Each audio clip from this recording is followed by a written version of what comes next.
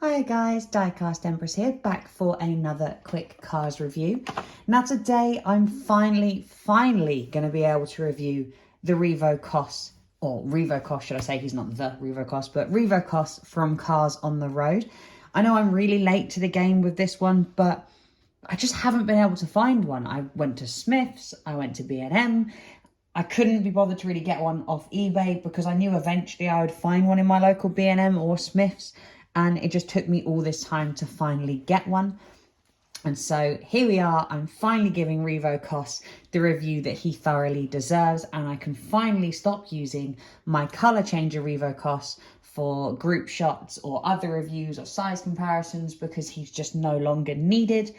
I'm really grateful that I got him and I got to see what the mould was going to look like before we got to this stage, but I just don't see the point of keeping him around or using him anymore, considering I now have the official Revo Kos, or their official diecast Revo Kos. So this Revo Kos, as you can see, is on the new Cars on the Road packaging, and straight away it's a slight problem. He's got the beautiful black tyres on this in the card art, but on the actual car itself has the white tyres, which obviously is meant to represent the salt, but it would have been nicer if they had done sort of dirty tyres like they did with the XRS races, where you can see the black underneath but it's covered in mud. It'd be great if we got that sort of style tyre here with the salt flaps races, but that's been said a million times by myself and so many other reviewers that there's no point going over it again. Now, as always, on the new Cars on the Road packaging, you'll see the lovely map on the background, and being that we are in England, as you can probably tell by my voice, you can see that on the back we have just got Revo Kos here. We haven't got anyone else. Now the card art back is a little different than the card itself. As you can see, the colours are ever so slightly different to what the car we get, and the expression is slightly different as well. In my opinion, he doesn't look exactly the same. But what we'll do is we will pop this guy out and we'll continue on from there, shall we?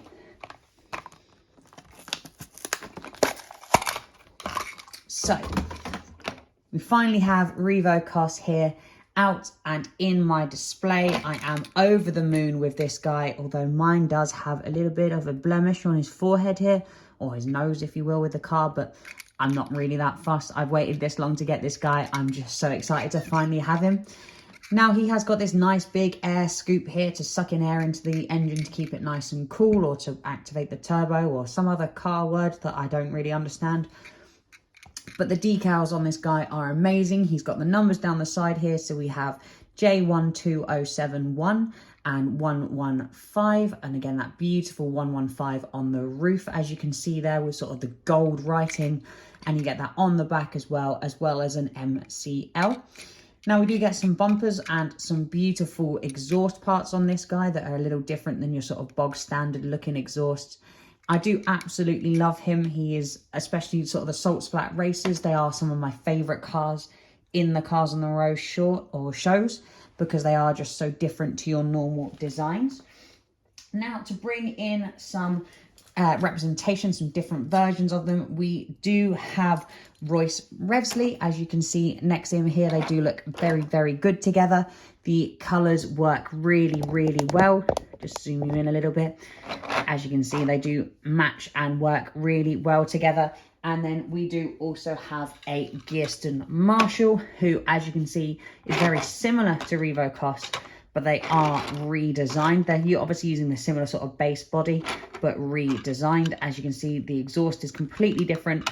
Bumper is very similar, just different colours, but the side is massively different. As you can see, the grills on Gearston here and sort of the different paint touches as well.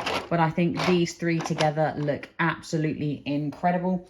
Now, it would be really harsh not to bring in my little custom friend here, my little HTB Salt Flats racer who I created, as well as bringing in their good friend Dats Jammin, even got those completely wrong around, and have these all hanging out together as the little Salt Flats racers.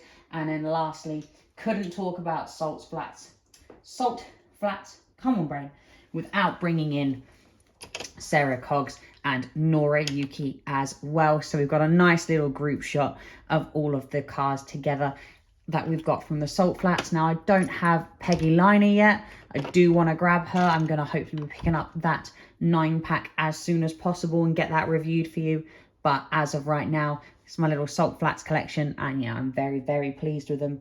But as always, guys, I think I've waffled on far too much. And so what I'll do is I will leave you all with that one, and I will catch you all in the next one. Thanks, guys.